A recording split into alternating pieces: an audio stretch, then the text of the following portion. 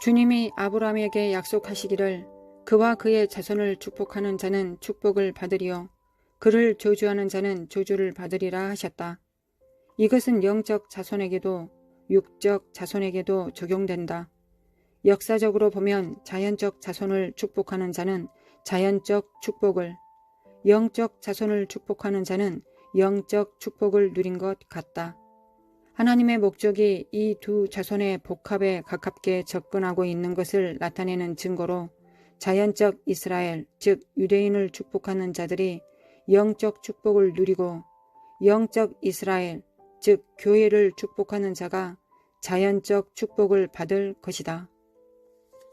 예를 들면 해리 트루만 대통령이 세계의 여론과 자기 정부의 거의 모든 사람의 권고에도 불구하고 이스라엘의 새 국가를 인정함으로 이룬 하나의 의로운 행위로 그의 출신주인 미주리주가 미국의 부흥의 중심지로 은총을 받은 것이고 그의 고향인 미주리주 인디펜던스 동네 즉 캔사스 시티 지역이 많은 열방의 축복이 될 것이다.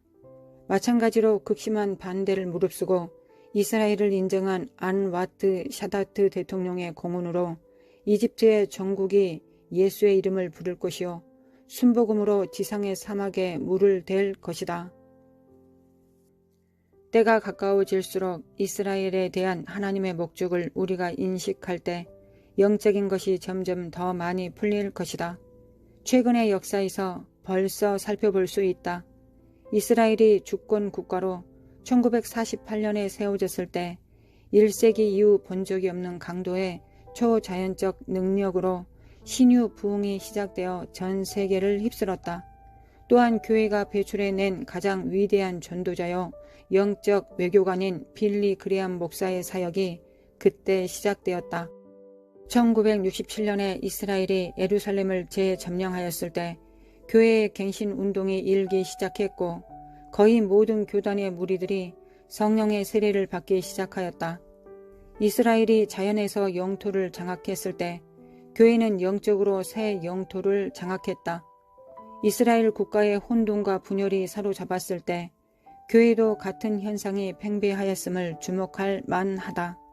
교회와 이스라엘은 마지막 날에 하나님의 목적에 분리될 수 없게 연결되어 있고 한 곳에 일어나는 일이 다른 곳에도 반영될 것이다. 이것은 유대인들이 그리스도를 벗어나 하나님께 특별하고 인정받는 위치에 있다는 것을 의미하지는 않는다. 이런 왜곡된 감상주의가 이스라엘을 축복하는 것이 아니다. 오히려 복음을 거부하려는 이스라엘의 의지를 더 강하게 할 뿐이고 이스라엘은 자신의 힘으로 할 수 있을 때까지 그렇게 할 것이다. 교회는 이 세상에 속하지 않은 영적 나라를 대표하게 부르심을 받았고 이스라엘과 나누는 축복은 영적이어야만 한다. 이것은 미국과 같은 나라가 이스라엘에게 물자 원조를 하는 것이 잘못되었다는 것은 아니지만 교회에는 더 높은 부르심, 즉 복음은 먼저는 유대인에게 전하는 것이다. 그리스도를 벗어나서는 구원은 없고 이 진리는 타협되어서는 안 된다. 심판. 하나님의 목적을 교회와 이스라엘이 함께 나아갈 길을 통하여 계시하시는 것이 하나님의 중심 목적이므로 자연적 가지, 즉 이스라엘에 대하여 무례한 자들에 대하여 신속한 심판이 증가될 것이다. 이렇게 되어야만 하는 이유는 두 감람나무 가지가 하나가 될 때 일어날 일의 중요성 때문이다. 자연과 하늘의 자손이 연합하는 것은 궁극적으로 하늘과 땅 사이에 막힘없는 교류로 규결될 것이고 언젠가 영이신 하나님이 사람 사이 이 땅에서 충만히 거하시는 것을 가능케 한다. 거의 2000년 동안 하나님의 뜻은 유대인들을 다루시는 데에 집중되어 있다.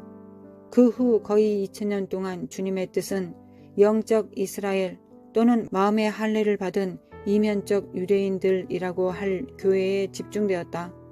종말의 때에 이 둘이 예수님을 통해 하나로 연합되며 이는 주님의 구속사역에 대한 모든 증거에 더할 수 없는 영광으로 나타날 것이다. 사도 바울이 로마서에서 예언한 대로 온 가지들이 도로 접붙임을 얻는다는 것이 바로 이것이다.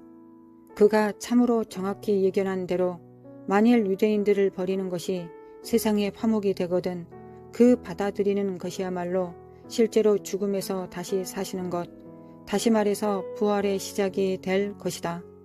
이스라엘과 교회가 예수 안에서 이같이 연합함으로써 성령께서 혼돈과 공허한 땅 위를 처음 운행하셨던 이래로 땅에서는 가장 크게 넘치는 생명과 능력이 풀려나오게 될 것이다. 아브라함의 육체의 씨, 즉 육으로 난 유대인들과 영적인 씨, 즉 영으로 또는 마음의 할례를 받아 난 유대인들, 이 둘은 다 구속사역에 있어서 하나님의 뜻을 대표한다. 마찬가지로 교회는 하늘에 속한 약속들을 바라보는 사람들과 땅의 구속과 회복을 바라보는 사람들의 두 견해로 갈라져 왔다. 이 두 입장들은 모두 성경의 뒷받침을 받고 있으며 둘 다 진리를 안고 있다. 바울이 로마서와 에베소서에서 비밀이라고 말하는 것, 곧 유대인들과 이방인들이 함께 하나로 연합되는 비밀을 우리가 이해하게 될 때까지 이처럼 명백하게 상반되는 견해들을 풀릴 수 없게 되어 있으며 이는 바로 하나님의 계획에 의한 것이다. 이 연합을 이해할 때에만 우리는 하늘 나라로의 부르심과 땅의 구속 두 가지 다해 두신 하나님의 뜻을 이해하게 될 것이다.